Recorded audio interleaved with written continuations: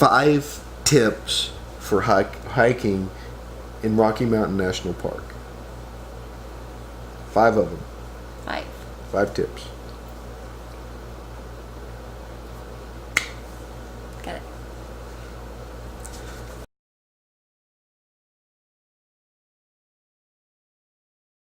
Hello everybody and welcome to 54 Nights RV, where you will find us on misadventures with paddle boards, mountain bikes, hiking trails, swimming pools, and movie stars.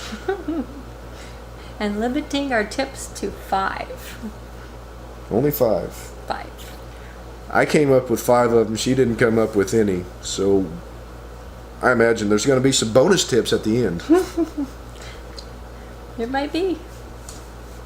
None of these are in particular order, but number 1 on my list, get there early.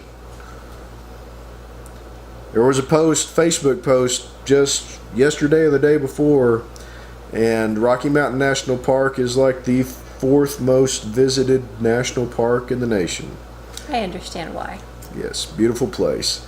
And it's listed some of the trailheads and how early they fill up. Glacier Gorge Trailhead fills up around 7:30, Bear Lake Trailhead around 8 o'clock, and the park and ride for those 2 trailheads about 10 o'clock. And that Bear Lake, man, that's a huge parking place. So it is a large lot. And so get there early or get there late. Mm-hmm. If you're hiking above the tree line, get there early. Mm-hmm. You don't want to get there late. No. Unless you relish the idea of being a lightning rod. Yes. There are no trees above my head, so hit me. Hit me. I dreamed that up. I just wrote that. Did you? I did. Wow. I'm impressed. Well, thank you. And one of the other bonuses of getting there early is seeing wildlife. Not just your hiking partner, but actual elk and bear and moose. Or are they meese? I know they're not mice. Mooses. Mooses? Mm-hmm. Or Mises? It's like Meester and Mises. Oh, we need to stop. I'm sure anybody watching this is saying, please stop. No, they just hit. Yeah. They hit stop they hit themselves. Stop. Yeah, get there early. Another bonus of getting there early, you're done with your hike for the day early on. Take a nap and then you can enjoy shopping or something in the evening or sightseeing. And one of the things I tell most people I talk to, if you're heading out to Rocky Mountain National Park and you are from a lowland location like Oklahoma. Don't interrupt me. The acclimation process starts before you leave the house. Hydration. Drink lots of water. Instead of having that, big gulp from 7-Eleven, get you some water. And drink plenty of it. Get well hydrated and stay well hydrated while you're out there.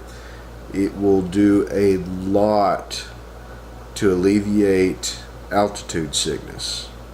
Yeah. But if you do get altitude sickness, you need to go down. I mean, all the literature and stuff will tell you, but just in case you don't see that literature, if you start getting sick, you need to go down and get where it's lower, because you can get pretty sick, and that's whether hiking or driving. And I gotta pause this because I have a red flashing light on the camera, which means the battery is getting ready to go. So let's just talk until the battery goes blah.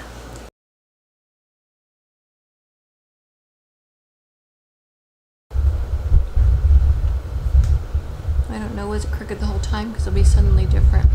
No, it doesn't matter if it's suddenly different. I told them I was going to go change the battery. It's not like, what do you do? What do you do? Oh, so you're recording all of it? Yes. Oh, how embarrassing. I'm eating at a mama. Sorry. So, get there early. That was the first one. Acclimate, which probably should have been the first one, because you really said can't... it wasn't in any order, though, so you're good. Oh, that's Yeah. right. Okay, as long as I filed that disclaimer prior to announcing the list. You should be a lawyer. You did very well. Well, thank you, dear. Quality boots and socks. I say boots. I know a lot of people like to hike with the hiking shoes. They're not, but Rocky Mountain National Park is... It's rocky. Oh, that's the word I was looking for. Rocky. It's also often wet. And you could twist an ankle real easy. So, good ankle supporting boots. Miss Teresa has weak ankles, and I think one of our early hikes years ago, she paid the price for that, not having proper footwear. And it was a Long's Peak, I think. It was Long's Peak a long time ago. Mm-hmm. Long hike. And socks. Socks are important. And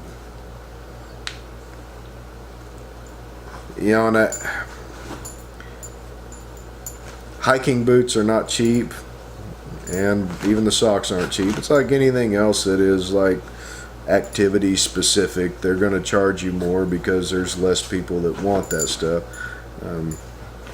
But your feet will thank you. Heck, even your back will thank you. And your legs and your knees and pretty much every part of you.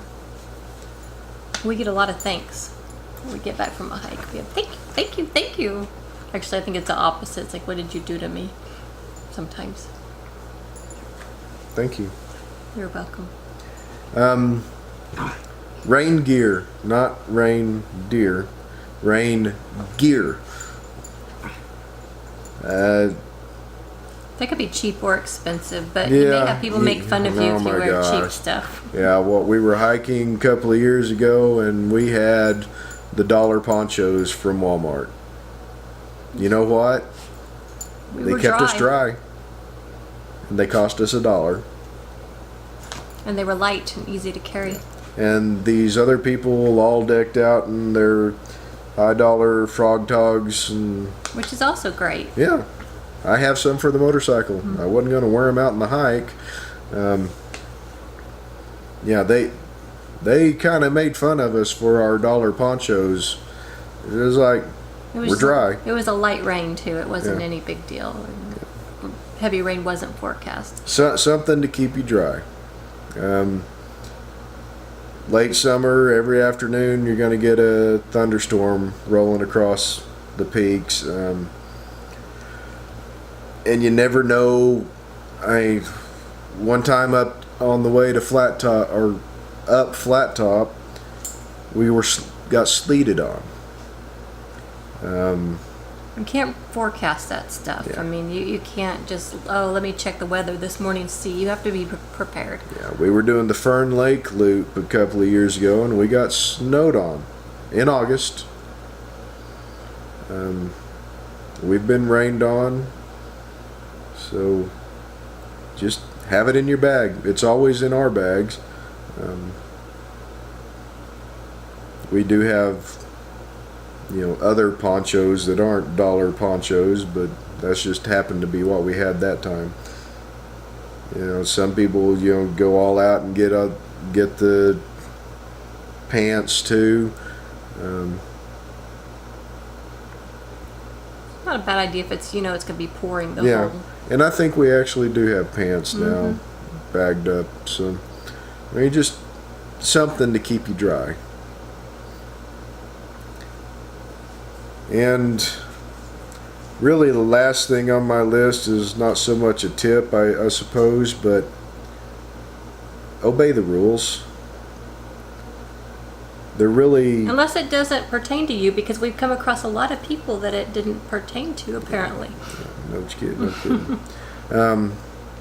There's really only a couple of standard rules there at Rocky Mountain National Park. If you're in the tundra, don't get off the trail. Walking along the tundra can cause damage that takes years for the vegetation to recover from. So just keep it on the trail. And, no one person doing it's probably not going to, when you think about it and you think about elk walking across the tundra, well, they're not killing it with every step. No, one person is probably not going to do it. But when one person does it, another person does it. And then all of a sudden you've got this social trail built up, and vegetation is not going to regrow right there. Yeah. Just stay on the trails. It's not that hard. Yeah, it's really not that difficult. And then below the tree line, you can wander off the trail, whatever, but there are certain areas where there are signs that begging you not to get off the trail, and it's usually the switchbacks. The switchbacks are there because if the trail went straight up the mountain, then that would become a creek. It would just get, water would just start coming down that every time it rained, and it'd wash out, and you'd have a little gully there. So, you've got the switchbacks going back and forth, and yes, it's, especially hiking up Flat Top, it's really annoying when you can look up and the peak is right there, and you've still got to walk 16 miles of switchbacks to get there. And you know what? It's not right there anyway. It's not. Even if you went straight up, you'd be surprised at how far away it actually still is. So when you see signs that beg you to stay on the trail, stay on the trail. Mm-hmm. It's not that difficult to do. We love hiking Rocky Mountain National Park.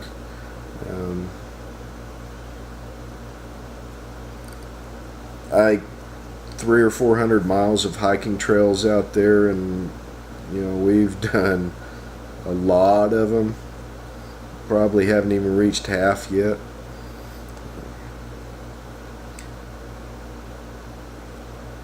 But really the big thing for me, to get there early, the acclimate part of it was really the big thing for me. Early on, going to Rocky Mountain National Park, we'd get up to the Alpine Visitor Center, and her and the kids would hike up that little short quarter-mile trail up to the peak.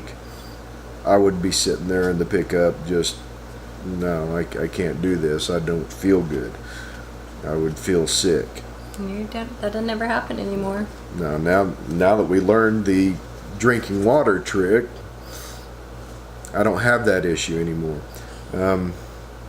When we hiked Flat Top one year, there was actually a point where every step I was having to work for every single step. When we got up above 10,000 foot, I had to work at every single step. And then when we got back down below the tree line, it's all good. I'm ready to do it again. Layers. Make sure you layer your clothes. That's the bonus one I was talking about. I told you there was going to be a bonus.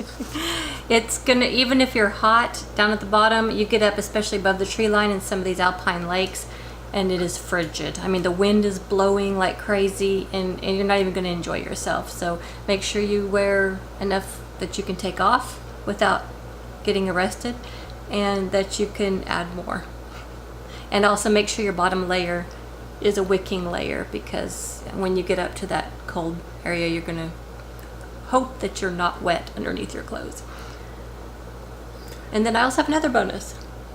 Wow. One thing you might not think about, you think about your first aid kit, your stuff like that in your backpack and your raincoat that we talked about, but bring a baggie and some toilet paper, because you may have to potty, and there's no places set aside for most of these trails to potty. And so if you go behind a big rock that looks like a great place to do that, a lot of other people have thought the same thing, which is really gross if you step in it, but that's beside the point. But what's really bad is, besides all the human excrement back there, is when people leave their toilet paper. And I know it's gross, but don't leave your toilet paper. Just put it in a baggie and zip up the baggie and then put it back in your backpack and then throw it away when you get done, because you're just contaminating the mountain. I mean, people don't want to see toilet paper all over the beautiful. Pack it in, pack it out. Doesn't matter how crappy it is.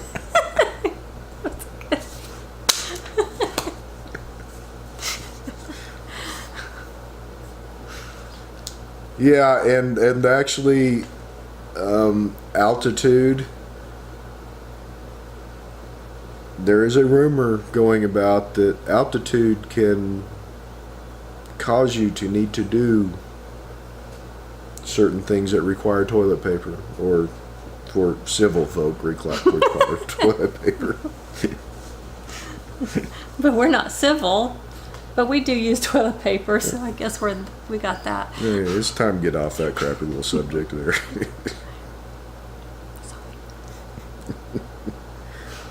So to recap, acclimate, get to the trailhead early,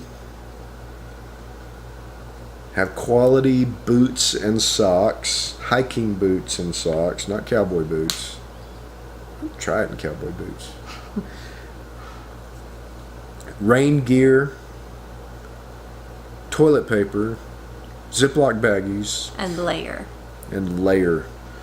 And obey the rules. Yep.